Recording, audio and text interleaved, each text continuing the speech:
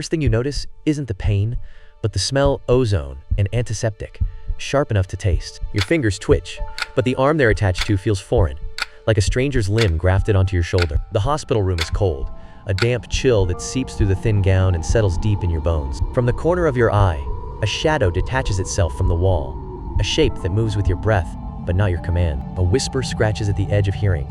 Not a voice, but the sound of dry skin dragging across coarse fabric. You try to scream, but your throat is sticky, clogged with the iron tang of old blood and something sweetly chemical. This is not sleep paralysis. This is waking up inside a borrowed, broken shell, while something else watches from the mirrors. Literally wrong. Your heart, which has thrummed beneath your left ribs your entire life, now pulses on the right. Your liver has slid, a heavy, visceral shift across your abdomen. Your stomach has migrated, a cold, oily dread pools in the hollow where your organs should be. Overnight, while you slept, this is not science fiction. A sterile scent of ozone and antiseptic hangs in the air, thick and unnatural. Somewhere, a single drop of water echoes in the silence, marking time for a horror medicine cannot name. This is the medical file of David Miller, and what happened to him will make you question everything you know about the human body. The story begins in a place of deceptive normalcy, a quiet, sun-drenched suburb of Columbus, Ohio. But beneath that placid surface, a terrifying mystery was about to unfurl. David Miller's ordinary life was the prelude to something utterly extraordinary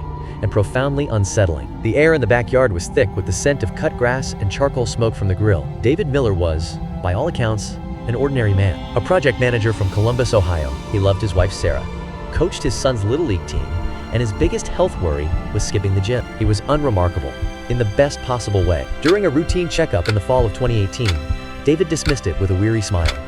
A strange, fluttering sensation deep in his lower right abdomen. The clinical scent of antiseptic filled the air as he sat across from Dr. Aris. It felt like a trapped moth beating against his insides. He almost laughed it off. Just another oddity in a body growing unfamiliar. But the sensation was persistent. A quiet, internal disturbance. Beneath the fluorescent lights, that faint flutter hinted at something his conscious mind refused to name. Probably just a muscle pull from gardening, he insisted to Dr. Elena Aris, his voice dismissive. But she was thorough, her clinical gaze missing nothing. She ordered an ultrasound, a precaution to eliminate any possibility, just to rule anything out. The ultrasound tech didn't say much, only the rhythmic squelch of gel and the sharp inhale of someone confronting the inexplicable. The air grew heavy with the sterile scent of antiseptic and something else, a faint, coppery tang. Her whispered words, "That's odd," hung in the silence, thick with unspoken dread. She fell into an unnerving silence, capturing image after image with mechanical precision, promising only that the doctor would follow up. 2 days later, David and Sarah sat across from Dr. Aris in his sterile office, the scent of antiseptic hanging in the air. He gestured to a scan displayed on the illuminated panel, its patterns a chaotic tangle of light and shadow. What they were looking at made no logical sense. A medical impossibility that defied every known rule. Aris's voice remained professionally calm, but a current of genuine bewilderment ran beneath it. "David, your medical records are clear. Your appendix was in the standard lower right quadrant during your surgery 20 years ago. This new scan shows significant abdominal scar tissue, but it's on your lower left side." The appendix itself was long gone, removed decades prior, yet the scar tissue, the literal, physical anchor of that past operation, had apparently relocated. It was the first, impossible clue that something within David was profoundly, unnervingly wrong. The first subtle fracture in a reality about to dissolve completely. Thus commenced the clinical onslaught of interrogation. MRI, CT, fluoroscopy. The sterile air of the imaging suite carried the faint, metallic tang of ozone from the machines. Each whirring scan felt like a cold, probing touch, mapping the unknown. At St. Vincent's Hospital, a creeping professional dread began to take hold of the medical team. It wasn't just the unusual scar tissue they were examining. David's entire digestive tract displayed a strange, unnerving mobility. It elongated and shifted in ways that defied every medical textbook. His colon showed strange loops. His small intestine seemed agitated. Then, the episodes began. The sterile air grew thick with ozone. A faint scratching sound emerged from deep within him. Each morning, a fresh, sharp pain would pierce David's body in a new location. Then came a crushing pressure under his right rib cage, like a heavy weight settling deep within. An ultrasound confirmed the impossible.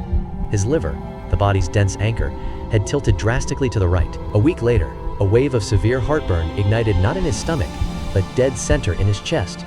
A fire with no apparent source. The scan revealed his stomach had prolapsed, descending inches deeper than anatomy allowed. Sarah.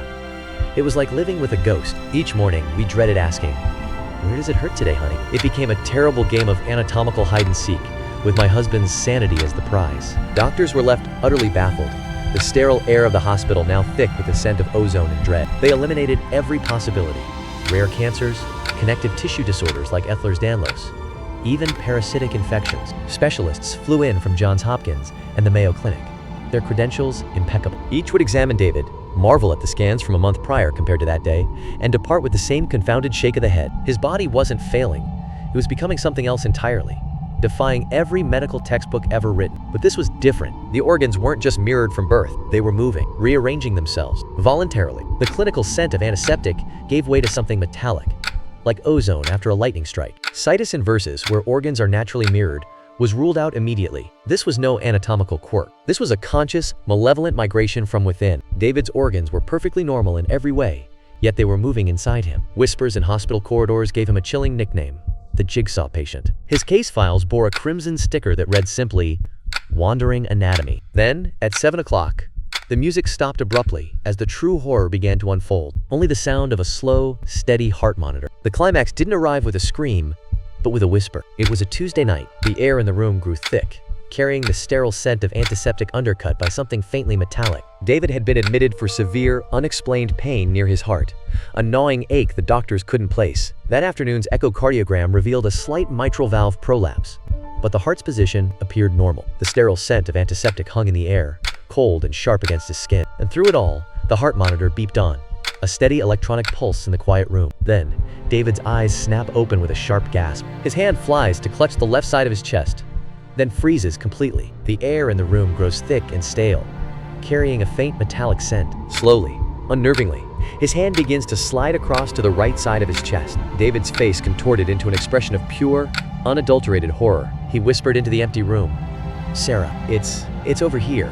The heart monitor's beep subtly shifted to the right speaker, a chilling auditory confirmation. With terrifying calm, he called the nurse and said, "My heartbeat, it's on the right." Evans remained skeptical, attributing David's symptoms to stress, panic attacks, or referred pain. He wheeled in the portable ultrasound unit more to humor his patient than with any genuine expectation. The device hummed to life, its sterile scent faint in the quiet room. Then the grainy, black and white image flickered onto the monitor. The ultrasound probe rests against the left side of David's chest. The screen flickers with static and shifting shadows. Dr. Evans's hand, gripping the probe, goes perfectly still. A faint, metallic scent hangs in the air. He guided the probe to the right side of David's chest. On the monitor's ghostly gray screen, a human heart pulsed with steady rhythm. Each contraction was strong, each beat unnervingly normal. But this heart was beating behind the right ribcage, where no heart should be. Overnight, David Miller's heart had crossed the midline. My God, it's teleported. David sat discharged but frail in his living room,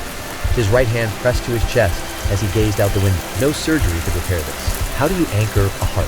What suture can hold an organ that has decided it no longer belongs where you placed it? The air in the room grew thick and still, carrying the faint, metallic scent of old rain, the deeper, unsettling odor of damp earth. Doctors sent David home with a diagnosis: idiopathic total thoraco-abdominal organ mobility, a clinical term for, we have no idea. The condition meant his internal organs shifted unpredictably, leaving him in a different body each week. In a recent, shaky selfie video, David's tired eyes held a grim acceptance of his reality. He spoke to the camera with weary resignation. Some days, it's just a twinge. Some days, my breath catches in my throat, my diaphragm having pitched its tent in uncharted territory. The doctors assure me there's no immediate crisis, yet I am a prisoner inside a body whose geography is a lie. The map they gave me is wrong. Every landmark I try to navigate by keeps shifting in the dark. And the terrifying truth is this: there will be no sudden cure, no moment where the world snaps back into place. It's a haunting question. Is it in the brain? The heart? If your consciousness remains anchored, does your true self drift with the organ that beats? David Miller's memories, his love for his family, they remain pristine, untouched. But the vessel containing them is in a state of perpetual, mute rebellion. He is haunted not by a specter, but by the traitorous meat of his own being, a living, breathing, anatomical paradox. So tonight, as you lie in bed, place a hand on your chest. Feel that steady beat in its familiar place, and ask yourself, what if it's just visiting? The monitor flatlined with a single, definitive beat. Then, nothing. Complete stillness. The clinical hum of the machine ceased, leaving behind a hollow vacuum of sound. A metallic scent, like cold iron and ozone, now hung thick in the stagnant air. The screen faded to an absolute, consuming black.